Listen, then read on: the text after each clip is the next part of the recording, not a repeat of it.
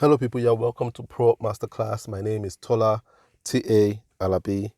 And in today's class, I'm going to be giving you my opinion on the question, should you follow your passion in expressing work? Should you follow your passion? Now, this is a very common question in today's world. Should I do what I love? Should I follow my passion? And I think I was inspired to do this class because over the past week, I've had 3 encounters. One was on Instagram, one was a live program I went for, and one was on YouTube. And I think it started with the live program I went for. I was called to speak at a program on career, and I got the opportunity to talk to young Christian business owners. And, it was for me shocking at a point when I heard a speaker say it wasn't like doing what you love is bad advice. So, he was like, doing what you love is bad advice. It's bad advice. Anybody that tells you to do what you love is not giving you good advice. So, first, before you do what you love, you must do what earns you money. When you've earned money, then you can comfortably do what you love. So doing what you love is not something you seek to do first. So that was the first encounter I had with someone talking about passion, and kind of taking a position of don't seek passion first, seek money, and then money allows you the freedom to seek passion. And then a few days later, I watched a YouTube content by a good friend of mine, and he was talking about 4 things or advice that you get on social media that is like bad advice. And I think the first thing he spoke about was doing what you love, and saying, no, you don't do what you love. You understand? You do what earns you money first. So it was very much in alignment with what the first person had said in the live event I went for. And I think just some days after that, I was on Instagram and I saw a clip by a very well-known speaker, someone who I really enjoy listening to. And he put up a clip, maybe like a 1-minute clip, a 2-minute clip or so. And someone in the audience was asking him, I found my passion, but then my passion doesn't make me a lot of money. What are the things I need to cut out to do my passion or to follow my passion? And the speaker went on to ask the guy, had he eaten that day? And he asked him what he ate. The guy said he ate rice. Did he take any drink? He said he drank water. And he kind of wrote all these things on the blackboard and said, did he eat passion or did he drink passion? And the guy said no. And said, you see, so he used money to buy all these things, the rice, the water. He didn't use passion to buy it. So what he needs to do, first of all, is get money and then get enough money to be able to follow his passion. So those were 3 encounters I have that I strongly disagree with. Now, what I'm saying, I respect these 3 people. I have a level of respect, although I don't know all of them, but I respect them all as individuals. The guy that spoke at the event, respect him. I think a lot of what he said outside what he spoke about passion was very accurate. My friend, I also respect him, the one with the YouTube channel. Have a huge amount of respect for him. He has a great YouTube channel that does good content. And this speaker is someone I respect. I don't ever pass his content by without listening to him because he's highly, highly intelligent. So it's just a disagreement I have on this thing called passion. And it's not just restricted to these 3 people. It's something that I've heard a lot. In recent times, it's very, very, very common for people to mitigate the essence of passion. If you want to get ridicule, just tell someone you're following your passion in today's age. It sounds very stupid. You understand? It's very easy for someone to make you feel stupid that you're following your passion. Say nobody follows passion. Who passion help? That's what we say in Nigeria. Who you help? Passion no help anybody. You understand? So we mitigate passion and amplify the need for money. Now, money is important, but then, I kind of think about it and I'm like, why is passion so readily attacked? Of all virtues, passion is the one when it comes to expression that people attack the most. If you tell someone you're hardworking, they probably won't attack it as much. Some people attack, but not as much. People would say, keep on at it, keep doing it, keep working out, keep being diligent. So if that man had asked the speaker, I have this thing I'm hardworking at, but he's not getting a lot of money right now, he probably wouldn't ask him if he ate hard work. If he were talking about honesty, I have this thing which I'm really honest with my work, I have a lot of integrity, honesty. He probably won't ridicule honesty. He'll probably say, keep being honest, keep having integrity. It will pay off eventually. You understand? So when you talk about honesty, integrity, hard work, nobody questions that. You understand? They will tell you to continue doing it. It will pay off. But once you say, I am following passion, they tell you, no, that's a luxury. You need to leave that alone. That's a luxury. That's not a virtue. That's a luxury. You only get to do that from a place of comfort. So when you have money, you can follow passion. So it always seems like passion is left for people who are comfortable. And that always just bothered me. Why does this word grate on people? I'm doing what I love. I'm doing what I'm passionate. Why does it grate on people so much? Why does it put people in a position to make the passionate person feel insecure or stupid for following their passion? So I had to look at the etymology of the word passion. Now, passion is a very unique word. It's one of those words that is firmly established in Christianity. One of those words, there are a number of words, but passion is one of those words that is founded in Christianity, which means it really didn't exist or have a place of use till Christianity came about. That means Christianity gave birth to that word. Now, passion is a derivative of a Latin word called passio. Passio is a Latin word. It was developed by the Romans, passio. Now, what that word means is to suffer or to endure. The Romans came up with the word passio. Now, why did the Romans come up with this word passio? It was because after Jesus Christ, was crucified. Now, the story of Jesus Christ is a very common story. It's not just a biblical story, it's a historical story. It's an historical fact.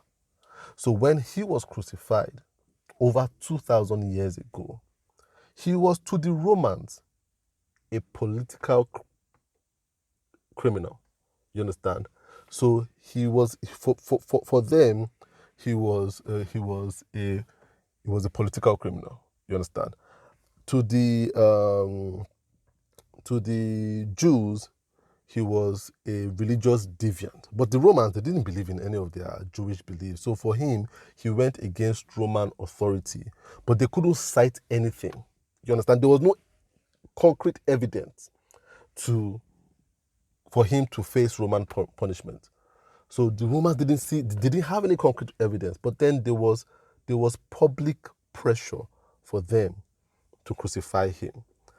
And after they killed him, you see, they saw that this man died for absolutely, in their own view, absolutely nothing. He endured so much hardship and died a shameful death for nothing. For nothing he did, for a people that didn't even care about him. You understand? So that greatly confused the Romans. They were confused by this. It greatly ate on their conscience for years, because they saw that this man died for a people that didn't appreciate him.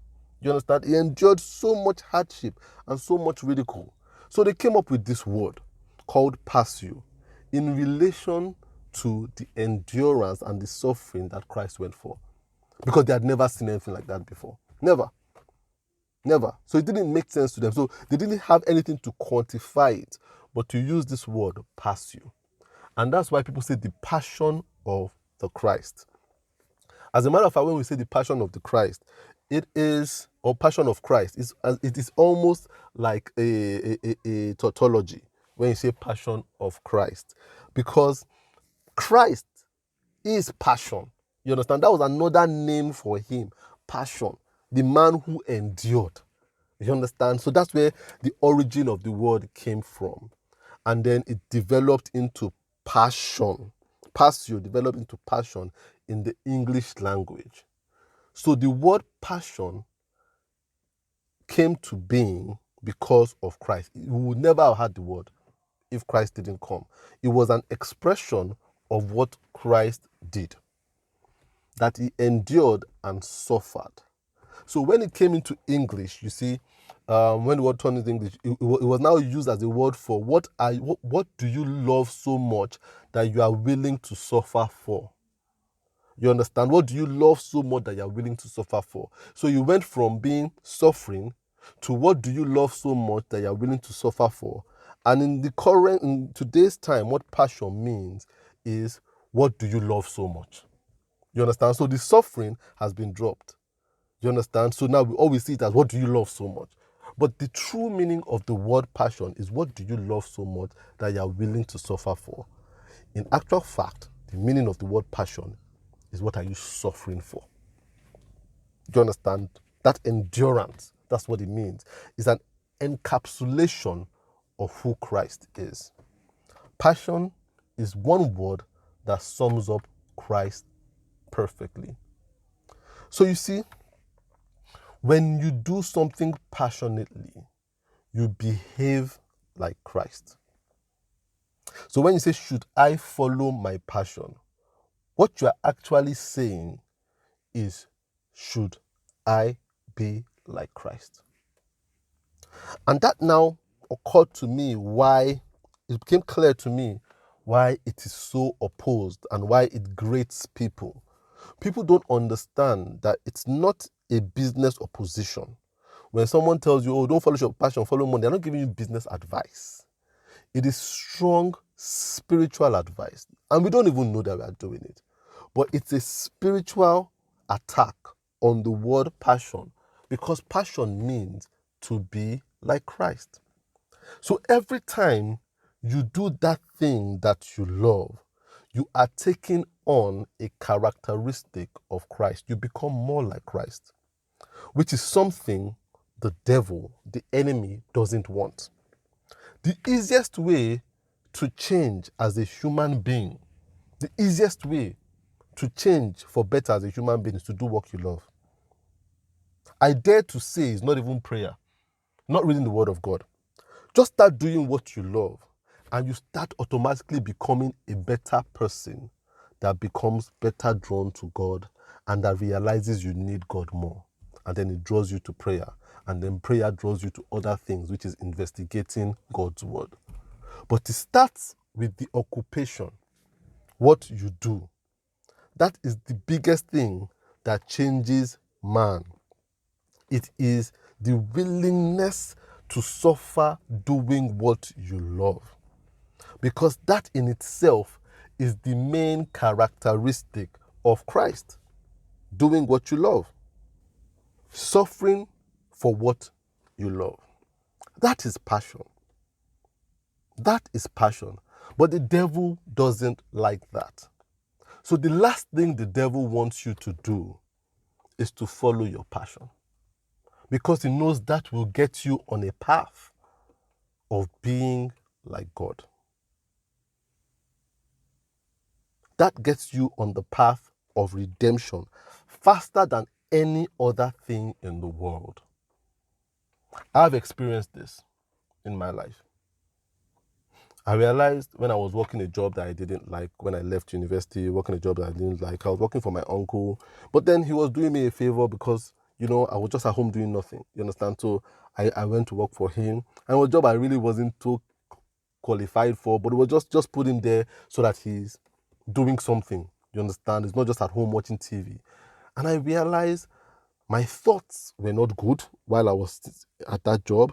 I was angry, I was miserable, I was sad, I was gossiping about people, I was impatient. But when I started doing the work I loved, we started with design, I started being happier. I started being more accommodating. I started paying more attention to detail. I started loving people more. You understand? And then after a while, that started to wane away because I started doing design for money. And then I got into this place of teaching, and I started to get into that place of loving life again, loving waking up in the morning, loving helping people. And now I'm doing mentoring and speaking. And every time I do this thing, it makes me less judgmental of people. I'm more loving. I'm kinder. I'm more considerate. I'm more patient. And it's not by prayer or reading the Bible. Just by being in a place where I'm expressing what I love, I see myself being pruned of things that are vices. Just an automatic pruning starts to happen by virtue of following my passion and becoming more like Christ. You see, so I'm a big advocate of following your passion. Now, people might say, get money first. When you get enough money, you can follow your passion freely. But one thing they forget to tell you is there is never a thing like enough money. Never. It has never existed before. It will never exist in the mind of man. That I have enough money is nothing any man tells himself. Nobody tells themselves they have enough money. It's a finish line that keeps moving as you get closer to it. I remember when I made my first 1 million naira. I thought I was going to, but immediately that happiness lasted for a good 5 minutes before I started thinking, what if I make 2 million? What if I make 5 million?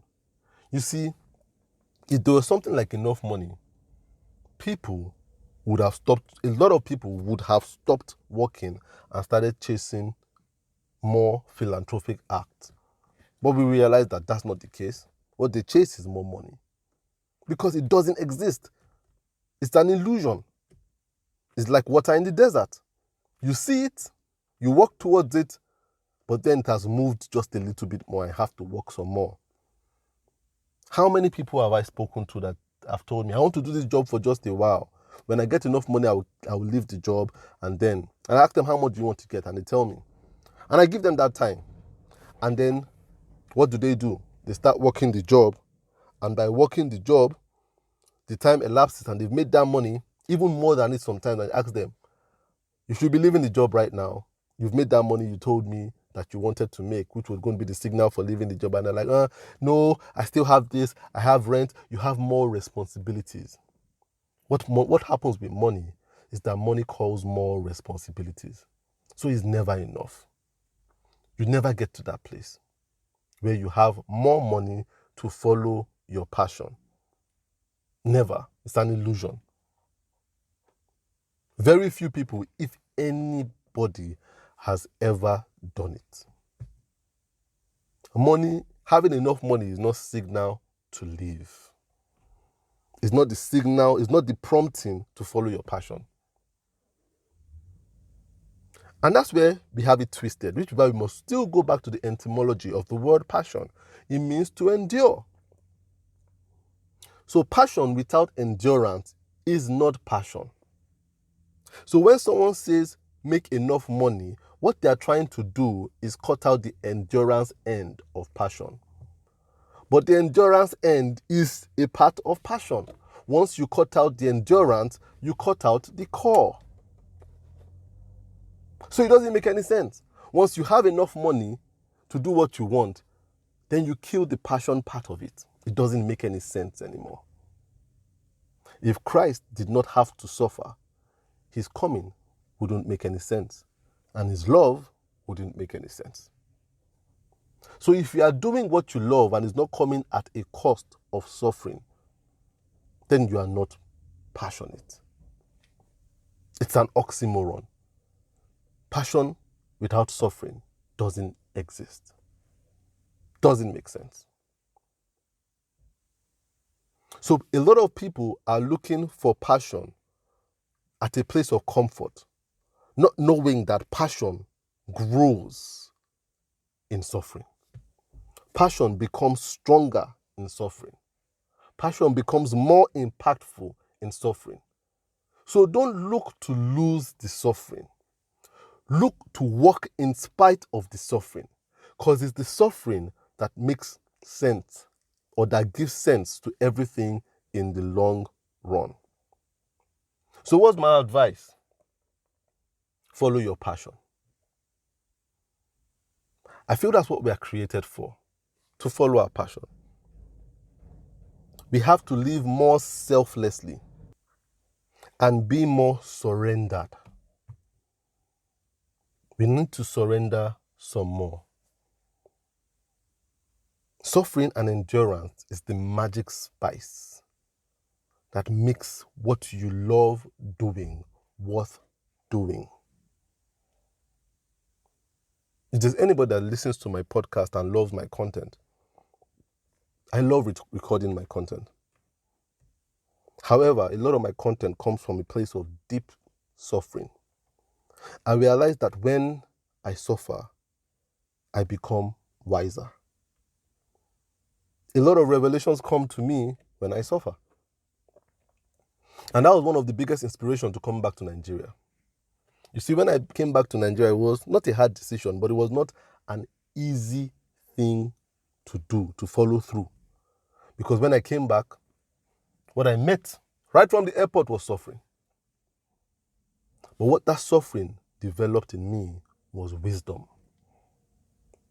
It made me wiser, it made me think further and think better, which I couldn't do in Canada because I was enjoying too much. You see, the suffering here helped me to produce the juice that I give to people now. And it makes doing what I love matter. Now I can talk from a place of endurance. And because I can talk from a place of endurance, I can give endurance to people who are having to endure the same suffering that I'm having to endure. I can give clarity to people who have the tendency to be confused because of suffering. So my advice might go against the grain, but I want to be one voice in a world that tells you, go after the money first, forget your passion. Is to remember that passion is Christ. Passion is not an emotion. It's not what you see in movies when the actor and the main actress get together and then there's a soundtrack that raises the hair on your hands. No, it's not that. It is Christ likeness. So when you are asking, should I follow my passion? What you are asking is that should I follow God? Because God is passion. And I hope that gives clarity to someone today who is confused about the hardship you are facing while following what you do, or the emptiness you are facing while following the money. God is talking to you today to follow passion, to follow Him.